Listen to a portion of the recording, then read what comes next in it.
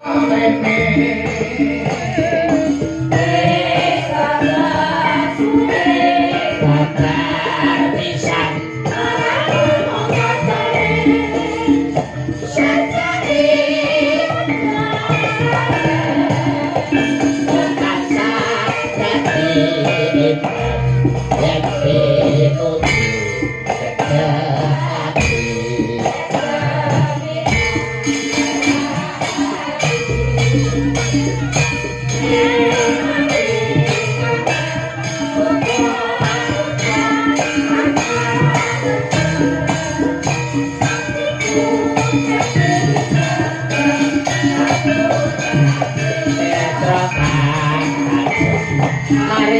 kakek ulah sira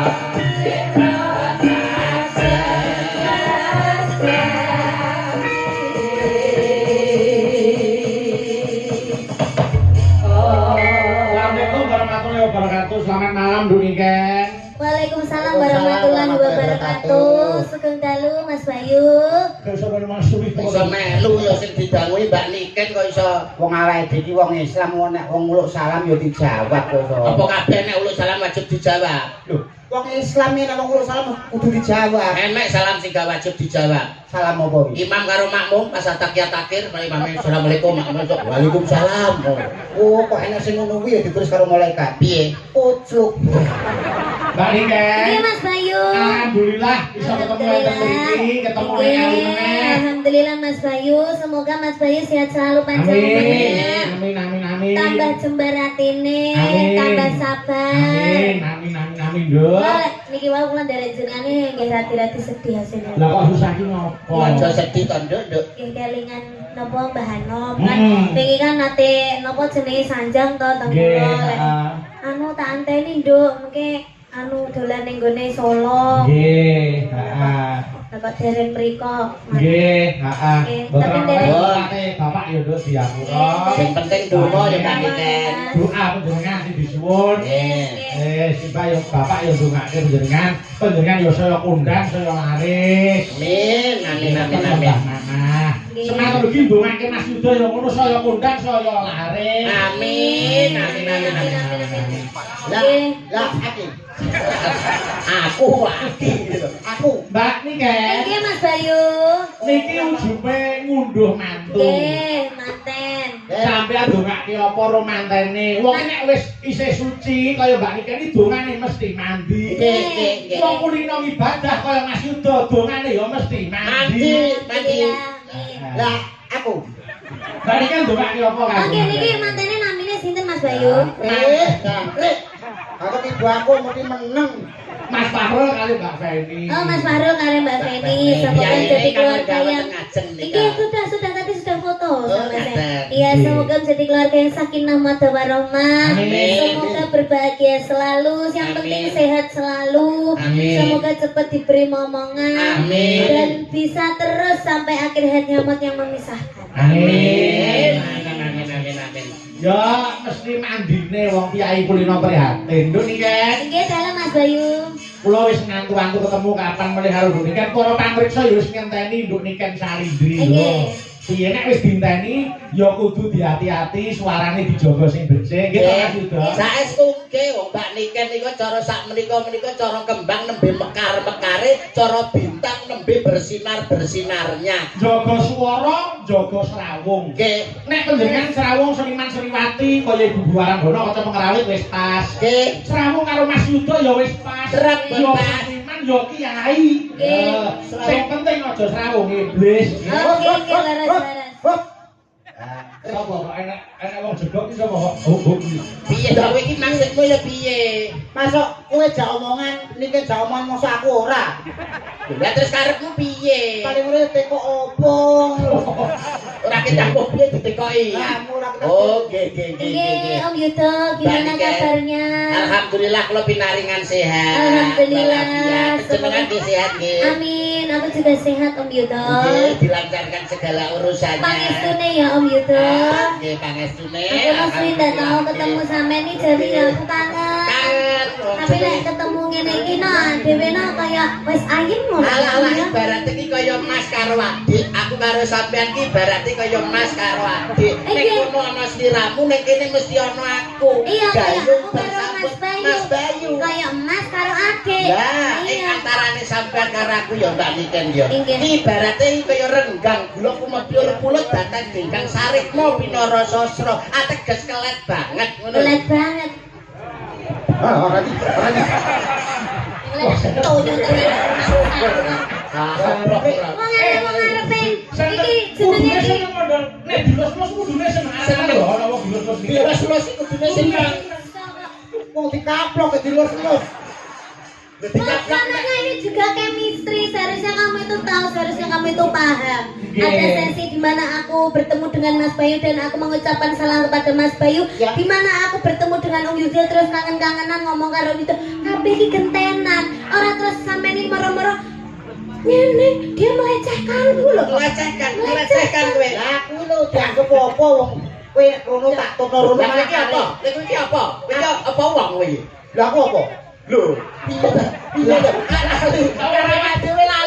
Karo dhewe lali. Iya. Dianggep sing rene sing kon sapa? Wong aku ya ora ngejak. Panjenengan Ora ngejak. Pak Cari nggih. Ora, Pak Cari sing dawuh. Kula Pak Cari. Lah wis sing ngejak sapa? Sisek. Apa itu sisek? Lah aku lho diomongin sisek. Lha Pak Cari wayangan lho. Oh iya, aku kosong. Siapa sisek itu? Pasar yo dalang. Tapi biasanya kan ngajar sih. Apa? Wabrok. Iso Salah. Nggih, salam yo kagem Pak Sek. Ya, matur. Anu, yo gane iki ujube mantenan. Nggih. Ben ketok gaweane aku tak nyuwun dandang gula Sidoasih. Oh, keten nggih. Dandang gula Sidoasih saiki tak dapuk sing bawa mondol. Lah kok dianggep lho awakmu dianggep. Padahal aku ora dijak lho. Lah iya, ya wis ra apa-apa lah. Aku yo ora apa-apa lah mewakili Pak Sisek. Ayo sing bawa Mas Mondol ku langgame nduk niken. Sing apik. Langgame Setya Tuhu. Yo, saiki Mas Mondol makili Mas Fahrul. Yo, ora bae-bae lho. Kowe dadi Mas Fahrul. Sama dadi Mas Fahrul, aku dadi Mbak Feni. Mbak Feni. Masa ngono? Ya. Oh berarti engko metu. Ya Mas Fahrul berarti mantel. Ora nganti ngono kuwi. Iki kan perumpama kita itu bermesra sebelum Mas Fahrul karo Mbak Feni iki menikah ngono lho. Pacaran sih. Cara Mbak Niken dadi Mbak Feni pantes. Lah iki cara dadi Mas Fahrul. Mas Fahrul sing pas loro tipes ngene lah. Iki bayake umpama. Umpama ya. Sampeyan diagem Jane apik. apa? Siramu ki renek ukurane gitu. Mesti yo kene belakang ngono. Dalam Wah, gak elek. Pripun? Sing arep dadi ganjel ngarep kok gek ketok wibawa. Nah, Ganjel apa-apa ngono ae. nah. Ganjel iki ae, ganjel iki ae. Loh, iki ganjel ngene ning mburi ngono. Ya ora. masa nek blakon kene nggo dawir. Aduh. Tapi koyo makuren. Iya. Oh, ganjel iki ae. Nah. Lah. Coba kuwi coba. Apa? Oh, Nggih. Kowe iki ben rupa kaya wong lho ben didandani Mbak Niken iki ben malih. Ben malih wong. Maune kok kethek. Nah, wis. Nek kowe anu nganggo tungkak lho, anu disesen. Nggih. Nah, rambut iki ngene iki. Pertama rambutnya diponi. Iya. Itu apa rambut semi-semi blonde. Blonde Lah laki roh iki. apa? Rayane rendone. Ya, Gagak sing gagak. Iki ngene. Iki kacamata kuda. Ora ketok lho. Malah kaya lambu makam ya. Ya, Iki moto ya, Puk. Ana enek. Ora nesu. Biar menyatu. Silak ngene. Oh iya iya, iki modele anu ki. Nah, tintin, potongan tintin biar pon ini juga. Titin. tintin. Ayo, bawa darah kula Sidoasih. Mas, mondol dening kalian Mbak Niken Salidri. Ayo Mas. pamit aku. Amin ya Allah, amin. Urung-urung kok wis pamit iki lho. Pamintaku kok pamit. Arep marahi. Boten, Pak. Kaya pinter-pinter dhewe. Boten, Pak. Boten, Pak. Kaya suarane apik-apik kok. Boten, Pak. Boten, Pak. Dalang sombong ramu. Ya lagi iki lho Mas Bayu dikon menengi. Dalang diseneni. Lah rugi lho nek omong. Nek jenenge tugase dalang ki yo ngomong kok. Koyo ora koyo kanca karo sisek kan meneng. Ya. Ayo. Pamit. Bayar marai. Wong kita gandrung lho kok. Nah. Pamintaku Uniku wae lambene nek. Piye lah ngono ya? masalah itu terus. Kaya iwak lohan. Ni masih Gak mau aku ini tidak adakan istrinya sama sekali. Coba kamu mikir dulu biar contohnya sama gitu. Coba. Nimas sito hase mustikaning jagat kaya-kaya ning donya ora ana wanita liya kang tak tresnani kejaba mung sliramu tresnaku karo sliramu tenan banget jare. Ayo drama ngene ta. Aku tresna tenan jare.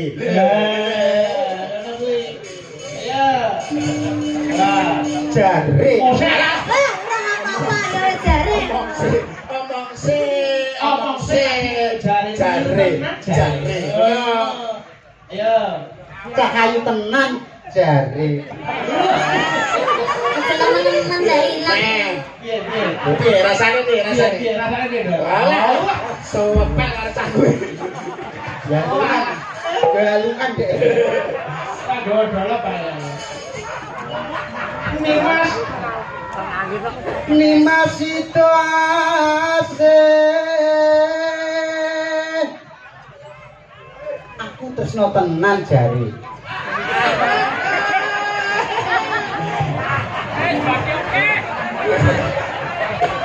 Kaya ro lho nek elek. Tak bumboni. Ben tambah sedep. Oh, mau tak tak dhewe. Ya balik Mas. Ayo sing kanan. Ayo. Ayo. Pamintaku Nimas itu ase. Serah ana. Katut runtut tansah reruntungan. Ya Kek, sabar dulu habis ini sampai rumah sakit kok. Ayo. Ora terne bae suntik to, Mbak. Gandrung ke rumah Ya sakit. nyapa, gandengnya ngono ndak mau aku. Sing mesra, sing Gandeng mesra. ngene. Lah piye? Lho, sampeyan nek ketok do jiji ning gandeng ini lho, Mbak. Ayo sayang. Kucing ngopi ya, Dik. Ayo coba. Lah. Alah, Yayi, Nggih, Tangas. ono ing sakjroning Taman Makam Pahlawan. Taman Sari. maka pahlawan iki mendebokmu iki. Taman Sari. Ono ing sakjroning Taman Sari kene siramu tak rumpun tak senengke atimu ya, Yayi. Lah. Guyune iki lho sing permono sing halus lho kok bambangan kok iso. Bakal tak mulyake Yayi. Ngono. Aja dawa-dawa. Ping telu wae. Elek. Yayi, siramu bakal tak mulyake. Apa panjalukmu bakal tak udaneni? Paton ora njalukmu dene lintang lan rembulan. Apa kowe gelem tak jak? Bleset cakeme kok Ayo iso. telu wae. Marahi. Boten. Iso meneng ora? Nggih. Tapuk iki. Iki lho, Dre. Tapuk ini lho, tapuk. Tapuk ini. Tapuk iki contohno kan kowe mau. Tapuk contohnya Mbak. Tapuk ini lho. Tapuk. Lah nek ini kecelite. Tapuk ini. Kecelite. Ini tapuknya piye?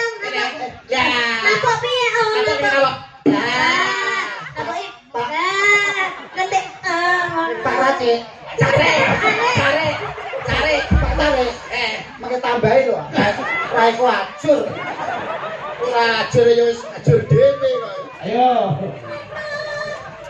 Atut runtut tansah reruntungan.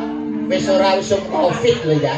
Wis ora usum corona, ora usum Covid. Nyapa lho kowe iki kok Cik gawe masker iki nyapa? Kok dicopot to maskermu iki?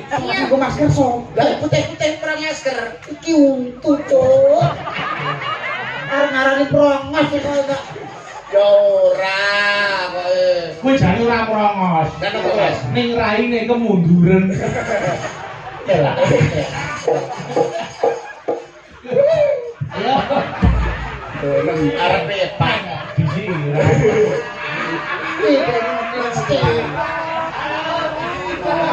Kalepel kan.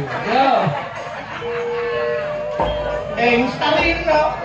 Ing sarina sawet ini. Panas yo Ora usah. Ngomongane gur cecek.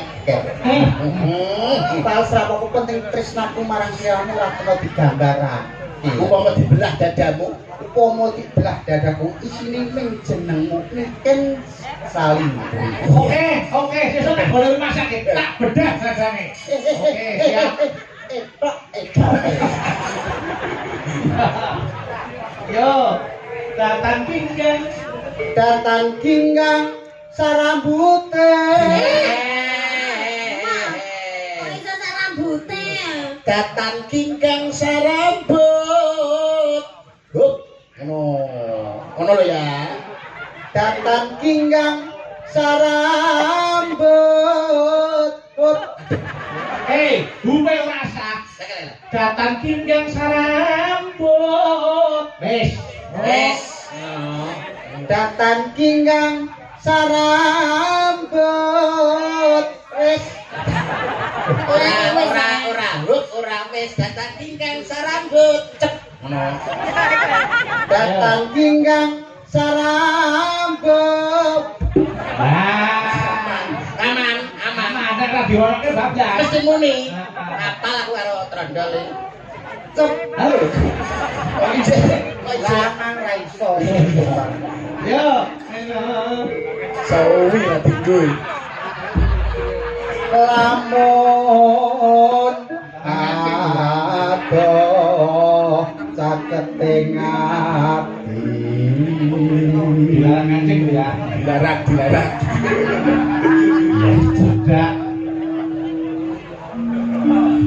Yen cedak tansah mulat. Gregel saya. Tapi aku tidak terima. Gak sakit, Pak. Soalnya DE lo lek nyanyi lo Om Yudo. DE lek nyanyi lek orang madhep aku kok. Madhepe ning niki. Madhep iki.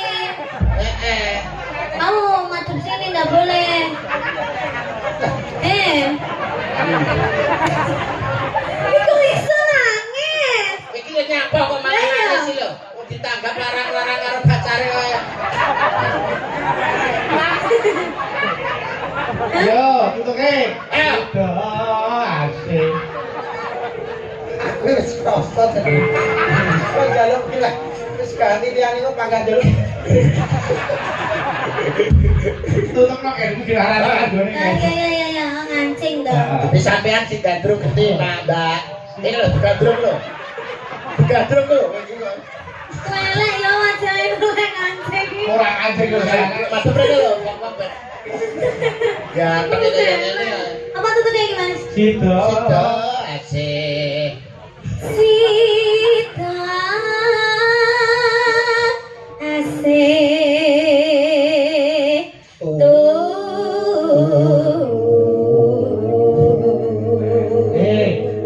Tuhu kok turu lho. Ya turu nek wong ora yo turu. Iya. Ayo, Mas Rodo iki. Ayo bagianmu. Mumpung wis perasaan. Udah. Ayo. Pindo mimi. Ayo. Pindo mimi hamimi oh. Pindho mimi hamil tuna. Mimi tuna ya cik butuh mimi.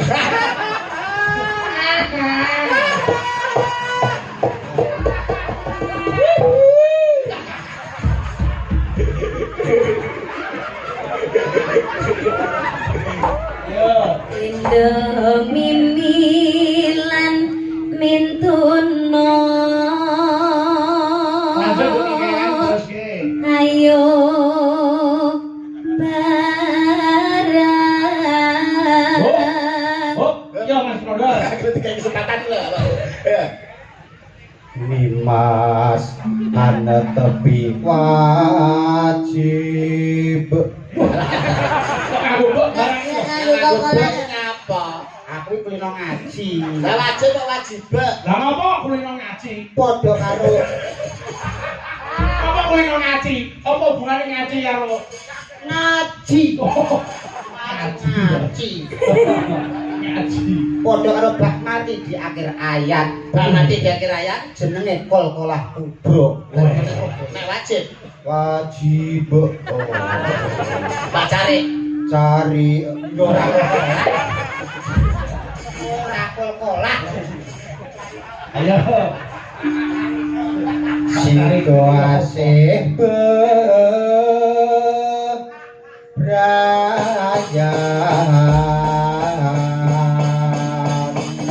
Yo langgame setia tuhu. Yo kayu nduk nike. Monggo diaturke. Monggo. Yo. aku kang setya satu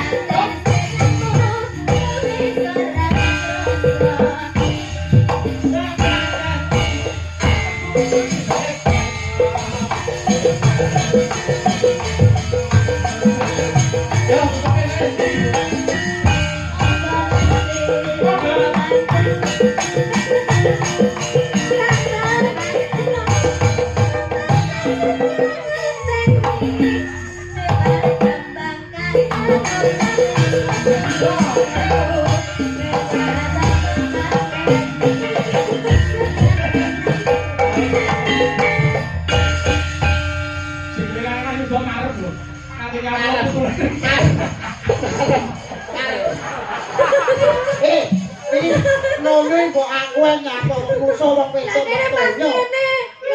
Oh itu mak. Ora apa-apa ora lara nduk. Sing lara tambah. Jenglenge. Ora apa-apa sesuk tak gantung tujara. Ya oji. Balekne iki ae. Nggih, terima kasih matur nuwun. Saking semangate Mas Oh, Bedi. diaturi ya. Oh jenenge oh jeneng semangat ya ngono kuwi. Nggih. Ah, semangat apa? Cah-cah pancen men sak senti lho ora. Lah kok iso men sak senti? Lah wong wayah jenglang ngene iki malah ora di jenglenge lho. Pas aku mengal lho nyatane. Ya menak. Ya ya, Bang. Rumah aja.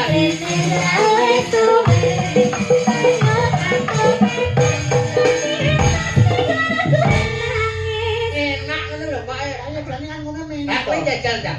Ayo. Waya mengilu awi suwe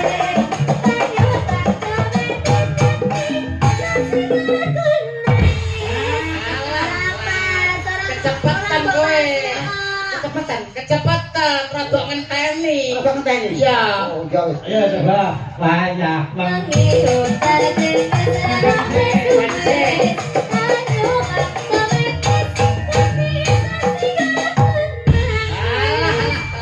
Telat. Wangel. Ngono ae kaya sampe telat yo. Goblok. Surasa gelo. Rasa gelo. Ono ijole. Tak tambani. Ono ijole.